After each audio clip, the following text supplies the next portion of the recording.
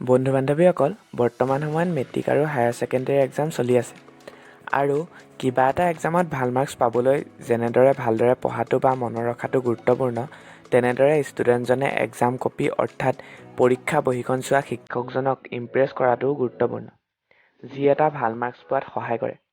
যিহেতু কোৱা হয় first impression is the last impression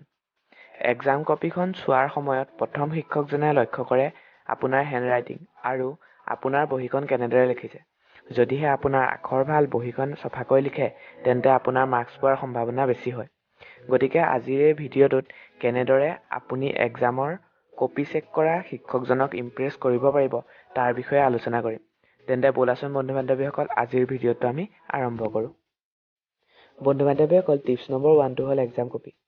অৰ্থাৎ প্ৰথমতে পৰীক্ষাৰ বহীখন ভালদৰে এনেদৰে ভাঁজ কৰি ল'বা বা ভাঁজ কৰা ঠাইত স্কেল পেঞ্চিলৰ সহায়ত আঁচটানি ল'বা আচলতে আজিকালি পৰীক্ষাৰ বহীখন আঁচটনাই আহে যদিহে আঁচটনা নাহে তেন্তে এনেদৰে ভাঁজ কৰি ল'বা বা স্কেল পেঞ্চিলৰ সহায়ত আঁচটানি ল'বা যেতিয়া লিখিব ল'বা উত্তৰসমূহ তেতিয়া ভাঁজ কৰা অংশৰ ভিতৰতহে লিখিবা যিমান পাৰা সিমান আখৰ ভালদৰে লিখিবলৈ চেষ্টা কৰিবা কটাকটি বা লেতেৰা নকৰিবা প্ৰশ্নত যি সোধে তাকেহে উত্তৰ লিখিবা এনেই যি টি কথা নিলিখিবা প্ৰতিটো উত্তৰৰ মাজত 2 চেণ্টিমিটাৰকৈ বা 2 আঙুলকৈ গেপ দিবা অৰ্থাৎ 1 নম্বৰ উত্তৰটো লিখি শেষ কৰি 2 নম্বৰ উত্তৰটো লিখিবলৈ 1 নম্বৰ উত্তৰটো শেষ হোৱাৰ 2 চেণ্টিমিটাৰ তলৰ পৰা 2 নম্বৰ উত্তৰটো লিখিবা যাৰ ফলত তোমাৰ বহীখন দেখিবলৈ বহুত চফা হ'ব আৰু শিক্ষকজনে বহীখন চাই ভাল পাব আৰু তোমাক নম্বৰ দিবলৈ তেওঁৰ মন যাব বন্ধু বান্ধৱীসকল ছেকেণ্ড টিপছটো হ'ল চিৰিয়েল ৱাইজ আনচাৰ যিমান পাৰা সিমান উত্তৰসমূহ তোমালোকে চিৰিয়েল ৱাইজ লিখিব ট্ৰাই কৰিবা অৰ্থাৎ ধৰি লোৱা 1 2 3 4 5 5টা প্ৰশ্ন আহিছে আৰু তুমি 1 3 আৰু 5ৰ আনচাৰ জানা 2 আৰু 4ৰ আনচাৰ নাজানা তেতিয়া তুমি প্ৰথমে 1 2nd 3 আৰু 3rdত 5ৰ আনচাৰ লিখিবা কেতিয়াও 5 নম্বৰটো আগত বা তাৰপিছত 1 নম্বৰ তাৰপিছত 3 নম্বৰ এনেদৰে নিলিখিবা এনেদৰে লিখিলে শিক্ষকজনে বহীখন চাবলৈ ভাল নাপায় যাৰ ফলত নম্বৰ দিবলৈ অলপ বেয়া পায়